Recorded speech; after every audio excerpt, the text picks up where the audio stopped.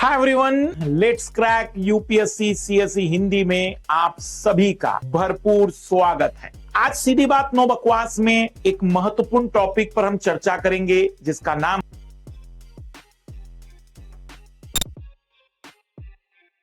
ये वो गुलाबी आंखें नहीं है जिसे देखकर आपके मन में श्रृंगार रस आएगा, बल्कि ये वो गुलाबी आंखें हैं जो आपके जीवन को दुखी कर सकती है। वैसे मेरा व्यक्तिगत अनुभव है, गुलाबी आंखें कोई भी हो, जीवन में दुख तो आता ही है। आइए मुद्दे पर बातचीत करते हैं। वर्तमान में एक बीमारी बड़ी चर्चा में चल रही है जिसका नाम है कंजक्टिवाइटिस या गुलाबी आंखें।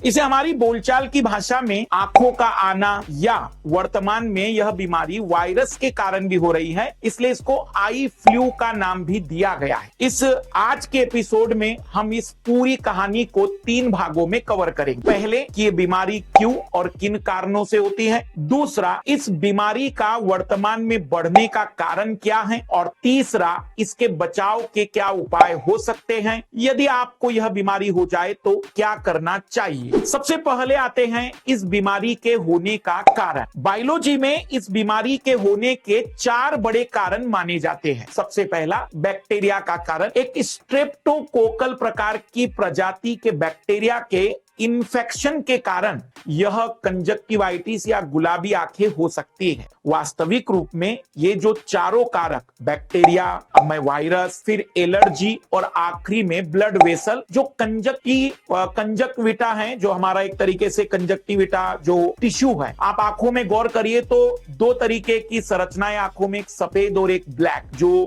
ब्लैक ब्राउन अलग अलग कलर की होगी वो आइरिस है, जो आंखों के रंग के लिए जिम्मेदार है। लेकिन उसको छोड़कर जो सफेद भाग है वो हमारी आंखों का एक तरीके से कंजक्टिवाइटिस टिश्यू बना हुआ है। वहां पर जो ब्लड वेसल्स होती है, उस ब्लड वेसल्स में सूजन आ जाने के कारण यह आंखें लाल दिखाई या गुलाबी दिखाई देने लगती। अब ये सूजन अगर बैक्टीरिया के कारण आ रही तो ये स्ट्रेप्टोकोकल प्रकार का बैक्टीरिया होगा। लेकिन वर्तमान में अधिकतर जगह पर, दिल्ली से लेकर मध्य प्रदेश या बाकी राज्यों में इस समय जो गुलाबी आंखों का कारण देखा जा रहा है वो आई फ्लू नामक वायरस के कारण भी हो रहा है। एलर्जी भी एक बहुत बड़ा कारण माना जाता है। कई बार हम उन चीजों के कांटेक्ट में आ जाते हैं जो हमारी आंखों में एक प्रकार की एलर्जी पैदा करते हैं। वो कहीं भी हो सकता है, साबुन हो सकता है, शैम्पू हो सकता है, या फिर कोई ऐसी चीज जो कॉस्मेटिक के रूप में होती है, उसके संपर्क में आने के कारण भी इस प्रकार की चीजें हो जाती है। और चौथा, जिस ब्लड वेसल्स में ये इन्फेक्शन एलर्जी, वायरस या बैक्टीरिया के कारण हो रहा है, यदि किसी और कारण से उसमें सूजन हो जाए तब भी गुलाबी आंखें जैसी बीमारी हो जाती। यदि यह बीमारी बैक्टीरिया और वायरस के कारण है तो यह माना जाता है कि यह संक्रामक है, छुआछूत वाली बीमारी है, कंटेजियस डिजीज है। देखो, संक्रामक बीमारी मतलब जो किसी दूसरे व्यक्ति, बीमार व्यक्ति को संपर्क में आने पर अगर आप उसके संपर्क में आते तो आपको हो जाएगी। जैसे कोरोना थी,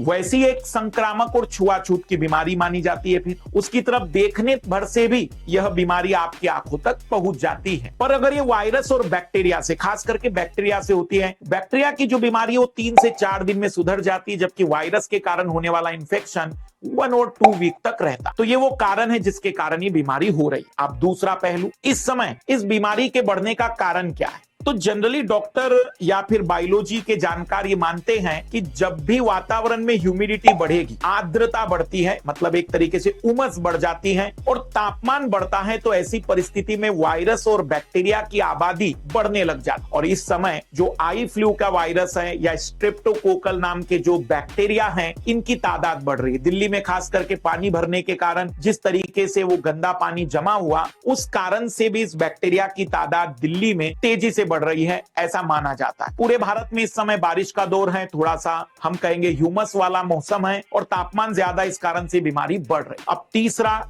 आप इस बीमारी की चपेट में यदि नहीं आना चाहते तो सबसे पहले तो अपने हाथों को बार बार, मतलब 2 से 4 घंटे में क्लीन करें, और न केवल क्लीन मतलब 30 सेकंड तक हाथों को साफ करें। किसी के भी पर्सनल चीज जैसे कि रुमाल हुआ या कॉस्मेटिक प्रोडक्ट हुए, काजल हो गया, इन चीजों को, दूसरे लोगों की चीजों को यूज ना करें। ज्यादा भीड़ भाड़ में या फिर जैसे कोरोना में हम सावधानी बरतते थे, लगभग वैसी सावधानी इसमें भी बरतने की कोशिश करें। लेकिन यदि यह बीमारी हो जाती है तो आंखों को ज्यादा न मले, क्योंकि याद रखिएगा, आंखों को ज्यादा मलने के कारण जो हमारा रेटिना है, जो कि एक हम कहेंगे कि ओवल शेप का होता है या हमारा जो रेटिना का आकार होता है विशेष प्रकार का, वह डैमेज हो सकता है, जिसके कारण फिर सिलेंड्रिकल चश्मे लगाने पड़ जाएंगे भविष्य में। मतलब जिसको एस्टाग्मेटिज्म जैसी बीमारी कहते हैं, वो भी हो सकती है। दूसरा, आंखों को जब बार बार ईचिंग होगा, जलन होगी इसके कारण, तो काले चश्मे पहनेंगे तो बार बार हाथ आंखों तक नहीं जाए। तीसरा, बैक्टीरिया के कारण अगर हो रही है तो एंटीबायोटिक दवाइयां काफी असरदार होती है और 3 से 4 दिन में असामान्य रूप से खत्म हो जाता है। लेकिन अगर ये वायरस के कारण हो रहा है तो थोड़ा टाइम लगता है,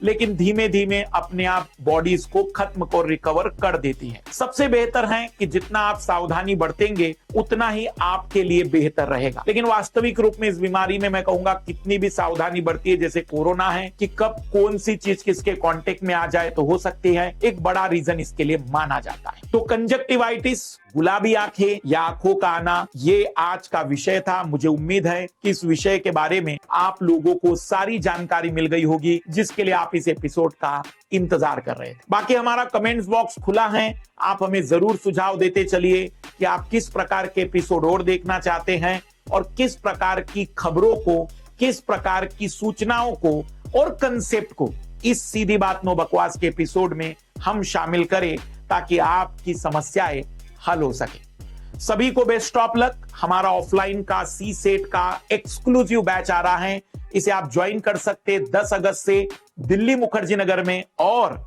यदि आप ऑनलाइन करना चाहते हैं तो भी इस ऑफलाइन बैच को सीधे अपने घर भी प्राप्त कर सकते हैं। बाय।